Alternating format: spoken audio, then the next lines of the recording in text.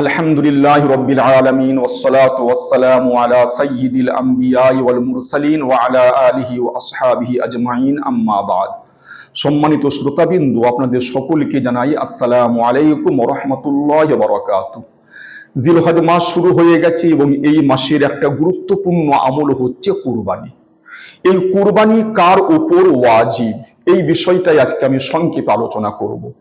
তো এই বিষয় জানা দরকার যে সাবালক ব্যক্তির কাছে কুরবানির দিন সমূহে, কুরবানির দিন হচ্ছে জিলহজ মাসের 10, 11 এবং 12 তারিখ, এই তিনটে দিনকে বলা হয় আইয়ামে উজহিয়া, অর্থাৎ কুরবানির দিন। তো এই তিনটে দিনের মধ্যে কোনো একটা দিন যদি কোনো সাবালক ব্যক্তি, সে পুরুষ হোক বা মহিলা, তার কাছে নিসাব পরিমাণ সম্পত্তি থাকে, তাহলে তার উপরে কুরবানি ওয়াজিব।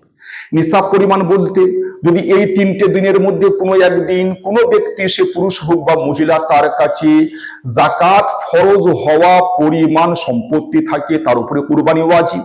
আর যদি জাকাত ফরজ হওয়া পরিমাণ সম্পত্তি নাও থাকে, তার কাছে তার মৌলিক প্রয়োজন অতিরিক্ত তার সম্পত্তি 613 গ্রাম রূপোর মূল্য সমপরিমাণ হয়ে যায়, তাহলে তার উপরে কুরবানি ওয়াজিব।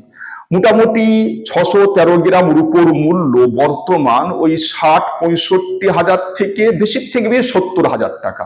তো যদি কোনো ব্যক্তির কাছে এই কুরবানির তিনটে দিনের মধ্যে কোনো একদিন তার মৌলিক প্রয়োজন অতিরিক্ত সম্পত্তি 70,000 টাকা পরিমাণ হয়ে যায়, তাহলে তার উপরে কুরবানি ওয়াজিব। মহিলাদের কাছে যে গহনা থাকে, গহনা মৌলিক প্রয়োজনের মধ্যে পড়ে না।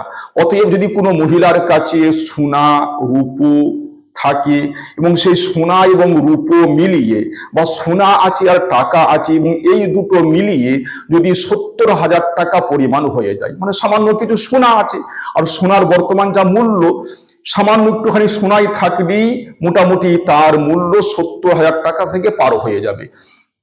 এই কারণে অধিকাংশ মহিলাদের উপরই কুরবানি ওয়াজিব। কিন্তু মহিলারা সাধারণত কুরবানি দেয় না। তারা মনে করে যে তার স্বামী বা তার পিতা যে কুরবানি দিচ্ছে এটাই যথেষ্ট। কিন্তু যদি স্বামীর ওপরে কুরবানি ওয়াজিব হয়, স্বামী যদি এই নিসাব পরিমাণ সম্পত্তির মালিক হয়, অর্থাৎ তার মালিকানাধীন যদি তার মৌলিক প্রয়োজন অতিরিক্ত 70,000 টাকার সম্পত্তি থাকে, তাহলে তার উপরে কুরবানি ওয়াজিব। কিন্তু তার কুরবানি দেওয়ার কারণে মহিলার উপরে যদি কুরবানি ওয়াজিব হয়ে থাকে, তো মহিলার কুরবানি আদায় হবে না। যদি কোনো মহিলার কাছে এই 70,000 টাকা পরিমাণ গহনা থাকে, বা 70,000 টাকা তার টাকা থাকে, ক্যাশ টাকা থাকে, বা তার অ্যাকাউন্টে টাকা থাকে, বা তার মৌলিক প্রয়োজন অতিরিক্ত তার কাছে 70,000 টাকা পরিমাণ সম্পত্তি থাকে, তার উপরেও কুরবানি ওয়াজিব। তাকে নিজে থেকেই কুরবানি দিতে হবে, মানে কুরবানি ধরুন একটা ছাগল তাকে কিনে কুরবানি করতে হবে, নতুবা একটা গরুর মধ্যে একটা ভাগ তাকে দিতে হবে, মানে তার নামে দিতে হবে। তো এটা কিন্তু আমাদের অবশ্যই খেয়াল রাখতে হবে। সাধারণত মহিলারা কুরবানি দেয় না। তো যদি তার কাছে নগদ টাকা না থাকে, তার কাছে গহনা আছে, সোনা রূপো আছে, কিন্তু নগদ টাকা নেই, তাহলে তাকে সেই সোনা রূপো বিক্রি করে হলেও কুরবানি দিতে হবে, নতুবা স্বামীকে বা পিতাকে অনুরোধ করতে হবে যে তার তরফ থেকে কুরবানি দিয়ে দেওয়ার জন্য, তো তার তরফ থেকেও কুরবানি দিতে হবে।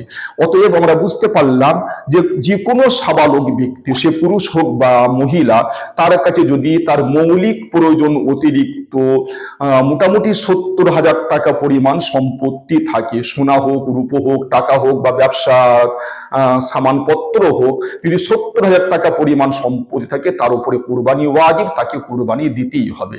আল্লাহ তাআলা আমাদের সকলকেই কুরবানির সঠিক মসলা জেনে কুরবানি আল্লাহকে সন্তুষ্ট করার জন্য করার তৌফিক দান করুন।